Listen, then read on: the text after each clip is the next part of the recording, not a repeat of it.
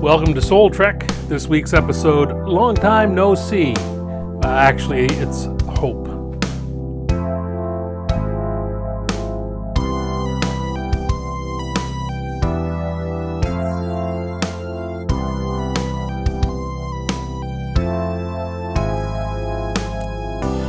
Well, I think I can begin by saying a long time no see. It's been over 2 months since the last of the Soul Treks, so I'm going to try to start them up again. I got into a weird argument with someone a couple of weeks ago. They said, it's been a while since they've seen a Soul Trek, and I said, yeah, it's been like 8 weeks. And they disagreed with me and said, no, it can't be more than 2 months. I'm thinking, well, okay, 8 weeks, 2 months. I thought that was the same thing. Anyway, since the last Soul Trek, we've had a major hurricane hit Prince Edward Island. Then I came down with COVID, and after that, I really wasn't all that sick with it. But I think for a couple of weeks afterwards, I could only work half days. I got very tired very quickly.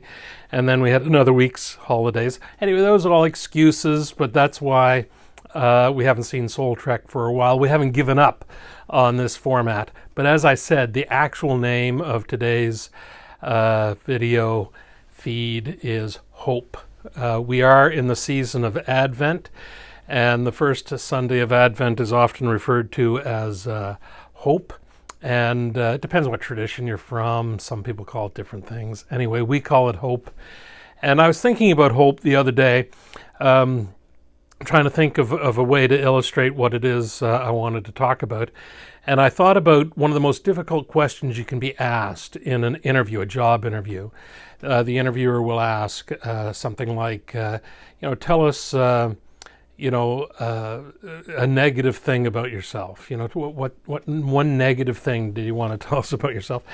And inevitably the answer is, well, I'm too honest, or I'm too happy, or I'm too generous.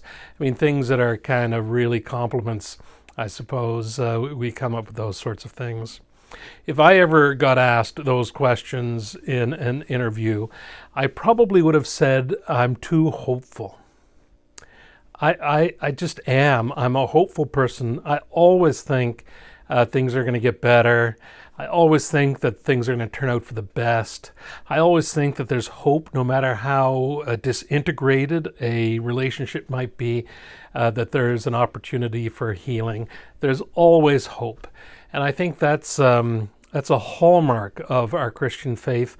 And I think it's a hallmark of what the Advent season is all about, that there is a possibility of a renewed relationship.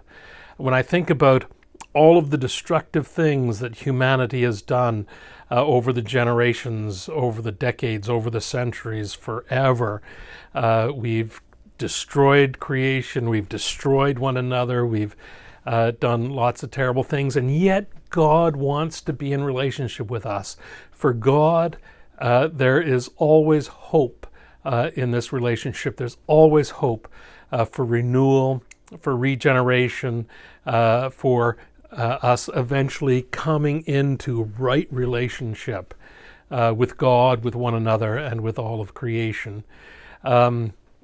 It's just a kind of natural standpoint for me to be hopeful in pretty nearly all circumstances. It's going to be pretty dire for me not to be hopeful, but I think part of that is my nature, but part of that is learnt as well. And when I look upon that cross on which Jesus died, I see a message of hope.